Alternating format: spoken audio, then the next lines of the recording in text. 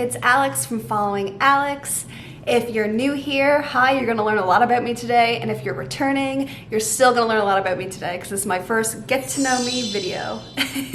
Today I'm gonna do a 25 facts about me so you can get to know me. Okay, I've actually already filmed it, but I look not great. What I did was I found like some basic questions that people might have and want to know, but I made sure to like search up like weird facts or fun facts or like completely random facts, just because your age, your job, all those things, that doesn't define who you are as a person. I mean, it can give you a look into how you spend your time and what society expects of you, but it doesn't like really show who you are.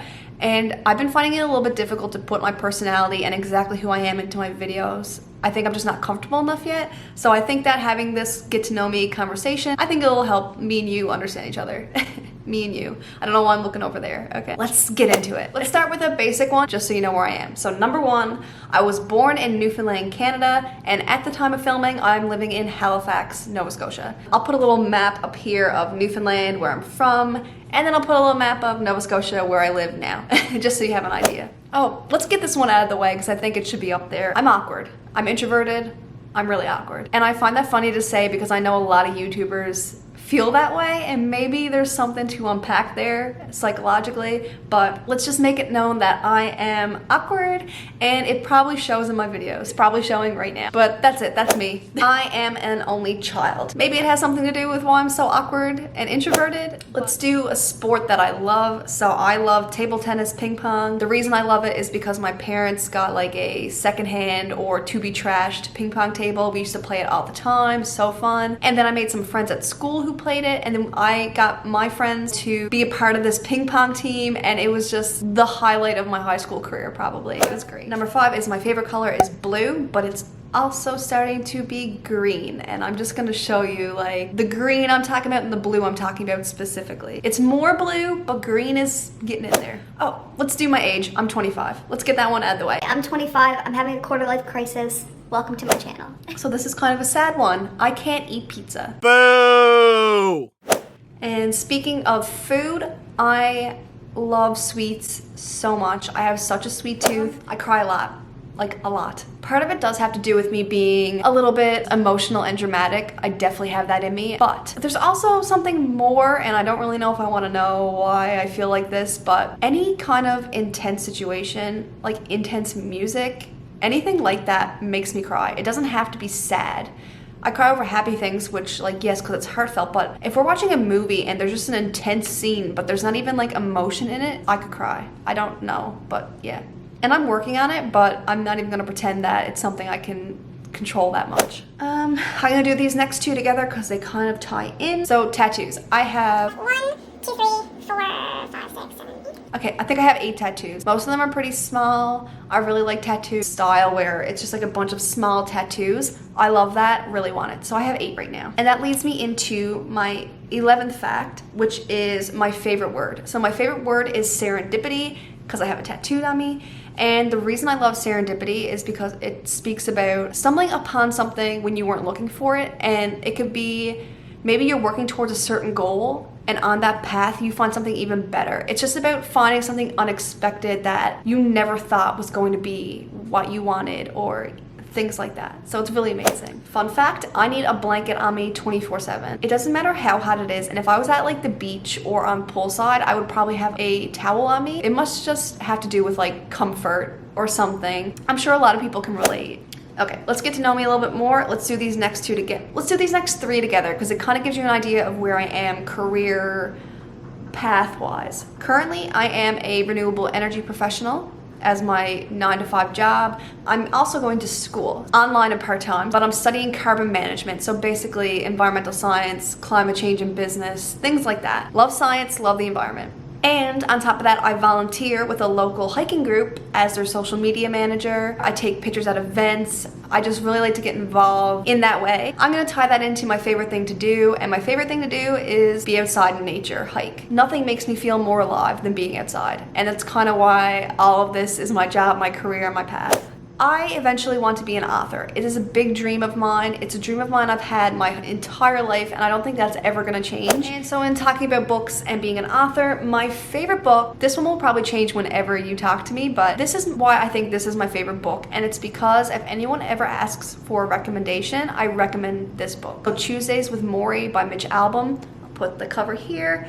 Great book. It's conversational and heartwarming and easy to read, but it really teaches you good things. I think it's a book that everybody should read. So fun fact about me, if I have a picture, I will post it, even though I can't believe I will post it. I used to wear obnoxious hats in middle school. I think it's because I cut my hair really short. I only started doing like makeup and my hair good when I was halfway through university. So I had my hair cut in like colors and layers, but I never knew how to style it. So I would just wear these big obnoxious hats, and I mean all the time. I would not take them off. Not home, not when I was lid down, not in class. Those hats were on my head. I actually spoke about this one when I was talking about how I'm awkward. So I'm introverted, but I'm very opinionated and very outspoken. I will speak out on anything that I know is right, and I will not let people bully others or talk down to others. It doesn't matter how introverted I am, and I could be crying when I do this, but I will speak my mind. We'll talk about music and TV, and then we'll end with like a fun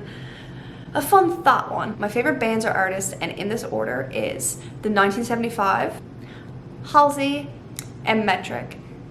Love them. And then my binge-worthy TV shows, so TV shows that I watch all the time on repeat. I'm gonna pick one, and it's gonna be Stranger Things. I'm obsessed with Stranger Things. Everything about it is so cool and creative and fun, and I'm someone who loves Halloween and those type of things, so it's just really fun to watch, and I can't wait for the new season. My favorite animal. It's a hard one. I'm gonna give you my favorite animal in the water, on land, and in the sky. So I love manatees. Love manatees. Like, that's probably my #1 favorite. But then I love cows. And like manatees and cows, there's a resemblance there. And then I love puffins. Maybe because I'm from Newfoundland, but I think they're so cute. Otters deserve an honorable mention, so I'm gonna mention otters too. Maybe another fact is that I'm indecisive, but this one is the best trip I've ever had. I was working a job where I had to go and work in isolation on night shift for 3 weeks at a time in the middle of the ocean. So when I had my 3 weeks off, I had a lot of money saved up, and I just wanted to do everything and anything. One night I was working, and tickets to the 1975 in Toronto, which was not too far from Newfoundland where I was living at the time, they were playing a concert, and I really wanted to go, and I know like some of my friends probably would have came, but it was a lot of money, and I wanted good seats, and not everybody loves the 1975 like I do. I bought the tickets anyway. I actually got amazing seats because I was one person, so like when there was an odd number in the rows, I got a good seat, and I actually managed to get right in the middle in front of like the camera crew who filmed the concert or whatever they do there. So I was dead center and pretty close to the front. It was amazing. If you are ever debating on taking a spontaneous trip, do so safely, but do it. The last question, let's just ask this out loud, and you can talk to me about it in the comments. Would I ever go back in time? The answer is no.